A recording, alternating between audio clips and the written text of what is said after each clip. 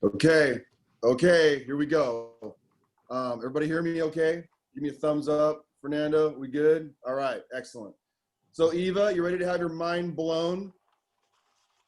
Here it comes, all right? And it's not gonna be me, it's gonna be a little Peter Drucker in just a moment. So but I wanna set this up. So last week, we talked about the calling and purpose inventory, and we wrapped that up. But you know that's gonna flow throughout our conversations this year as we continue to move through the toolkit. But I want to do just as we move into the purposeful goals assessment.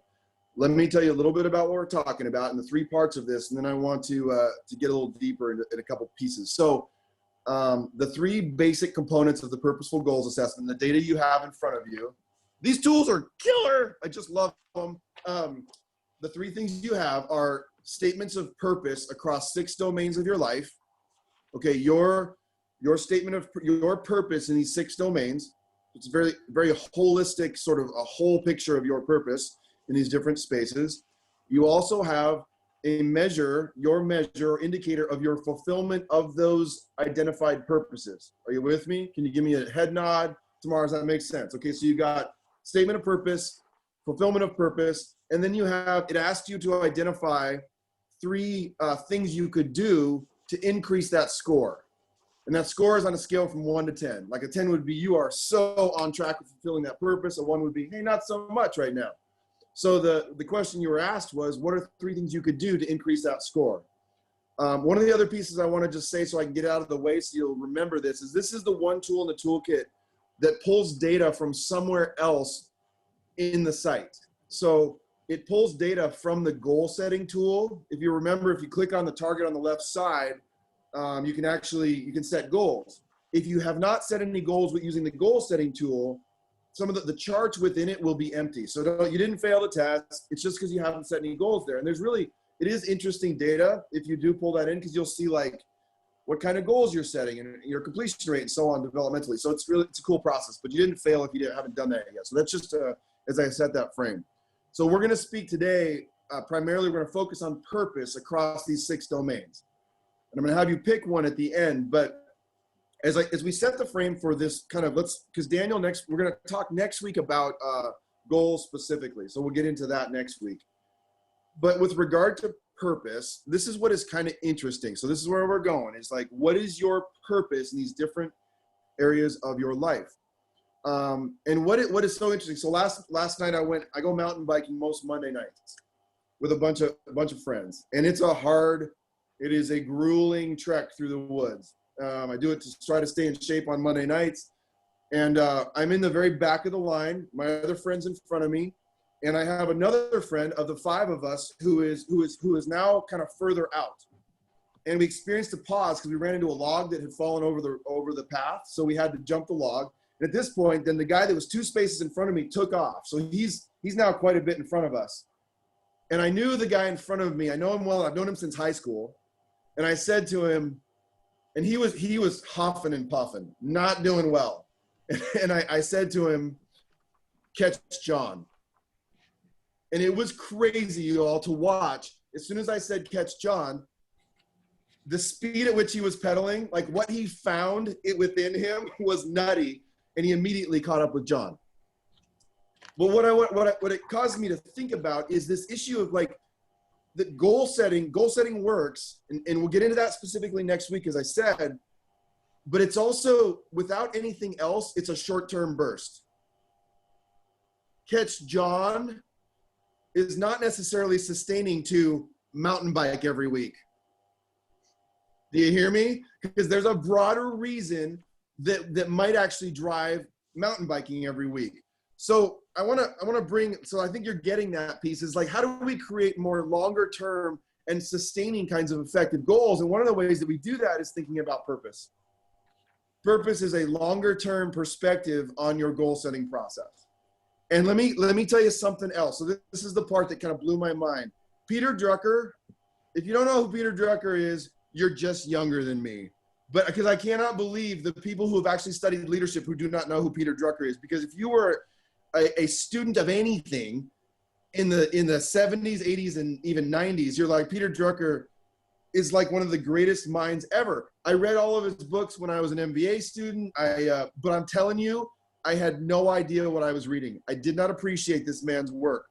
And if you can get over his use of the time period with which he was writing, because it's a lot of male pronouns. So just if you can get over that piece, right, of just the time period that this guy was writing. He was one of the professors at Claremont. So I went to his class because I just wanted to go and sit and listen to Peter Drucker at Claremont. And just listen to this, related to what I just said about purpose as it relates to goals, is this. He says this: the effective decision, stop smiling, you all. You're making some comments in the chat that I don't get to read, and it's not fair. The effective decision does not, as so many texts on decision-making proclaim, flow from a consensus on the facts. Do you hear what he just said? Effective decisions do not flow from a consensus on the facts. The understanding that underlies the right decision grows out of the clash, and you don't have to get all this in there, Wanda, but it's like, I'll tell you where it grows out of the clash and conflict of divergent opinions and out of the serious consideration of competing alternatives. Listen to what he says next. This is what is crazy. There are no facts unless one has a criterion of relevance. There are no goals unless one has a criterion of relevance. I think I would say it that way also. He goes on to say this. There's so much about this. He basically, let me just summarize what he says. An effective executive knows that we don't start with facts.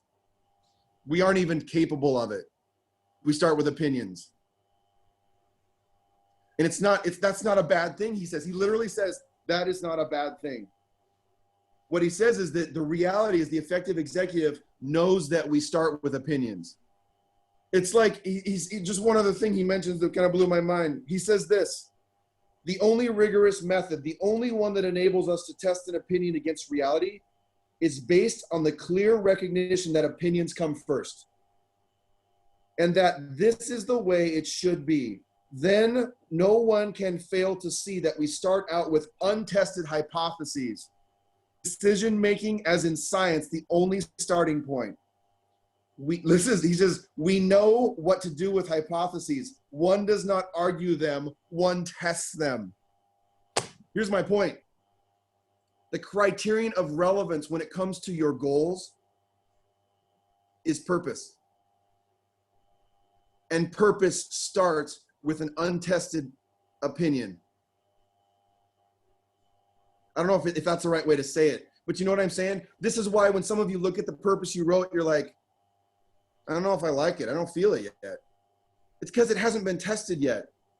So the deeper purpose, the sustaining purpose related to your goals in these different areas is to get into these groups in just a moment and hypothesis test on it.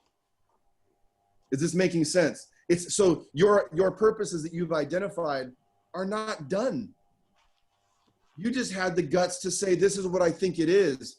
But getting deeper will be to test it, to refine it and say like, and here's what as Daniel sets up these conversations, I'd like you to pick one area of the 6 in which you would find the most value in bringing purposeful intent.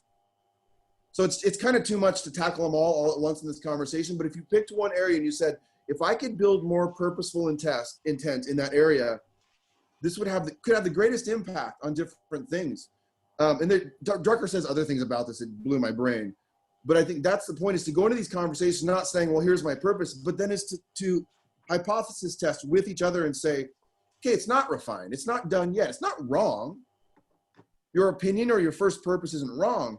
But if we can get to that real reason why Rob goes mountain biking every Monday, he might actually keep doing it.